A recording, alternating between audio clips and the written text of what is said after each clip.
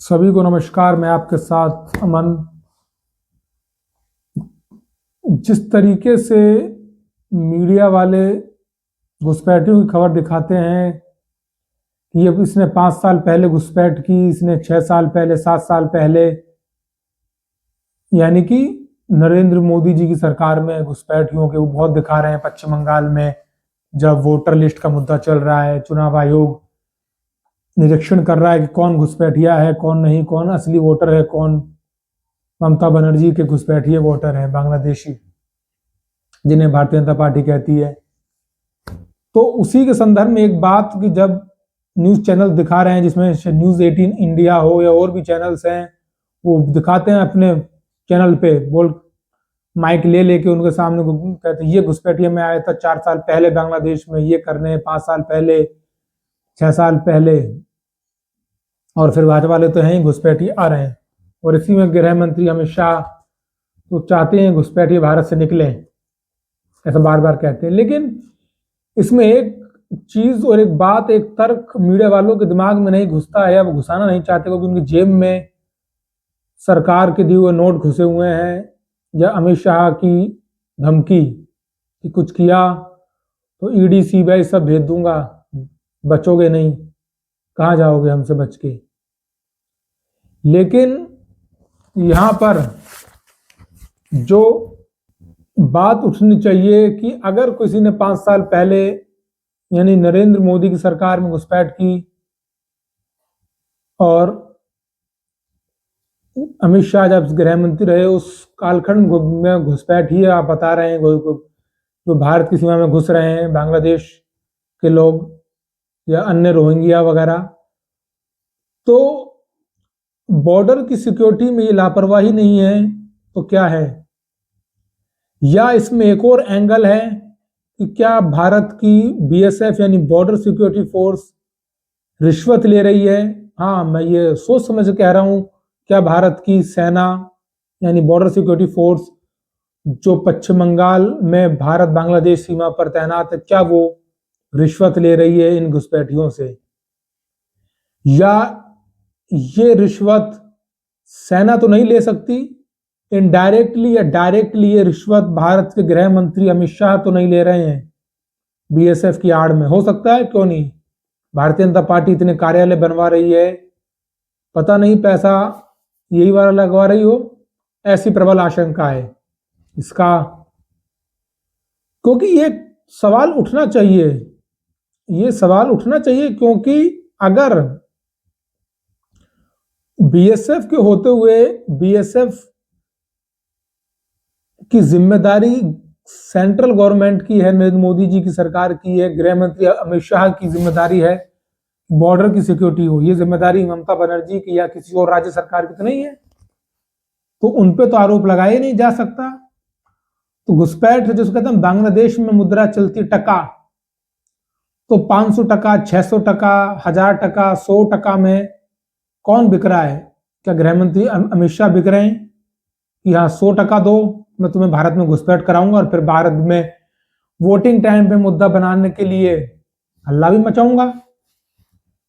मचाएंगे भाई, भारतीय जनता पार्टी है, चुनाव जीतना चाहती है।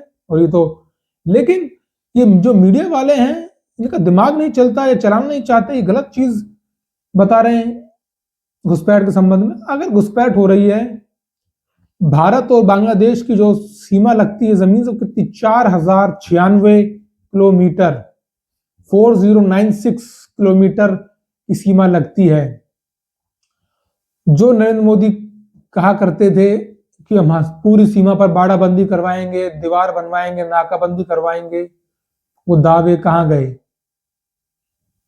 क्या बीएसएफ में जवानों की कमी है, या बीएसएफ चौकन्ना नहीं है, या अमित शाह ने कह रखा है कि चौकन्ना हुए तो तुम्हारे घर भी ईडी सीबीआई भेज दूंगा, घुसपैठ कराओ, पैसे लो और पैसे मेरे तक पहुंचाओ, क्योंकि मैं अमित शाह हूं, मुझे रुपयों की जरूरत है।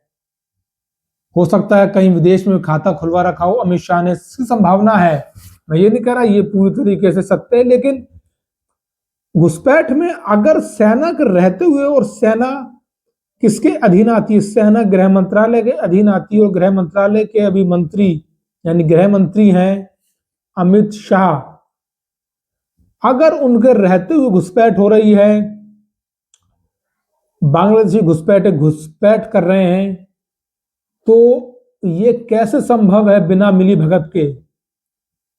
और मिली भगत है तो क्या अमित शाह सो रहे हैं, उन्हें वो चौकन्ना नहीं है कि उनके राज में देश की सीमाओं पर घुसपैठ हो रही है? और इससे एक और चीज खड़ी होती है कि जो आप कहते हैं कि हम पाकिस्तान को रोकेंगे, हम चीन को रोकेंगे, हम फलाने को रोकेंगे, हम ढिमकाने को रोकेंगे, आप तो मामूली घुसपैठ ही नहीं रोक पा रहे हैं, तो सोचिए पाकिस्तान, चीन और आपके दुश्मन कितनी आसानी से आपकी सीमा में घुसपैठ कर सकते हैं। क्योंकि अगर गृह मंत्री अमित शाह जैसे हों तो लग रहा है घुसपैठ शायद आप चंद रुपयों दे के कर सकते हो, भैया कर सकते हो। क्योंकि अगर ऐसा नहीं है तो कैसे घुसपैठ हो रही है? सुरक्षा चाक चौबंद क्यों नहीं है? क्या ये भारत की सीमाओं से खुलेआम खिलवाड़ नहीं है? तो ये मीडिया बंधुओं को भी सवाल पूछना चाहिए गृह मंत्री अमित शाह से, जब वो जितनी बार वो अपने मुंह से कहते हैं घुसपैठियां निकालेंगे, घुसपैठियां निकालेंगे, उनसे कहो कि घुसपैठियों से मिलने वाले रुपए तो निकालिए माननीय। घुसपैठ आपके राज में हो रही है, आपकी छत्र छाया में हो रही है। ये बेसिक सवाल उठता है, इसमें कोई बहुत ज्यादा लॉजिक लगाने की जरूरत नहीं है कि तर्क यार ये है वो है।